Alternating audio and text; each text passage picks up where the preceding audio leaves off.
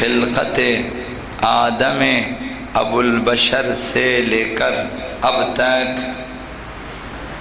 حق و باطل کے درمیان جنگ جاری ہے.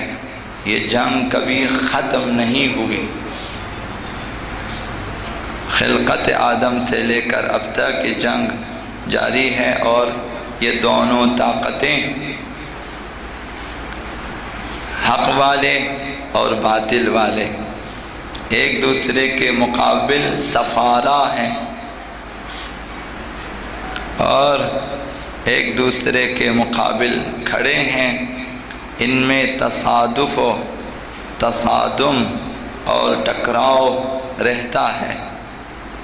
ہمیشہ سے یہ جنگ رہی، اب بھی یہ جنگ جاری ہے.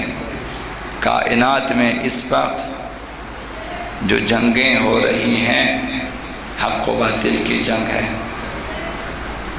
جنگوں کی شکلیں مختلف ہوتی ہیں، لیکن اگر تحقیق کریں، اگر غور کریں تو پس منظر میں آپ کو یہ دونوں طاقتیں نظر آئیں گی، گروہ حق اور گروہ باطل. تحریک حق اور نہضت حق کے گزشتہ پیروکاروں نے، آدم سے اب تک کے گزشتہ پیروکاروں نے ہمیشہ آنے والے حق گرا افراد کے لیے زمینہ فراہم کیا ہے. جو حق گرا افراد موجود تھے، حق والے، حق پرست، انہوں نے آنے والے حق پرستوں کے لیے زمین ہموار کیا ہے تاکہ وہ آگے بڑھ سکیں. یہ ایک سلسلہ ہے. ہم سے پہلے جنہوں نے سیرت و سنت اسلامی کی بنیادیں ڈالی، ہم انہی سیرت ہا و سنت ہا کے اوپر آ رہے ہیں.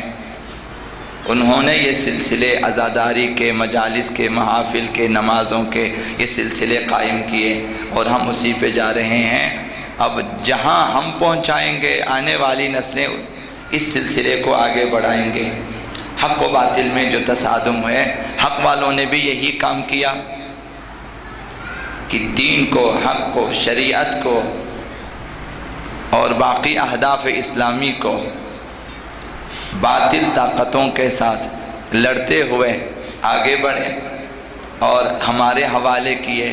اب ہم بھی قربانی دیں گے، کام کریں گے، آگے بڑھیں گے تا ان کی آخری لعل ولایت، 12ویں لعل ولایت حضرت خاتم الاوصیاء حضرت آغا امام زمان علیہ السلام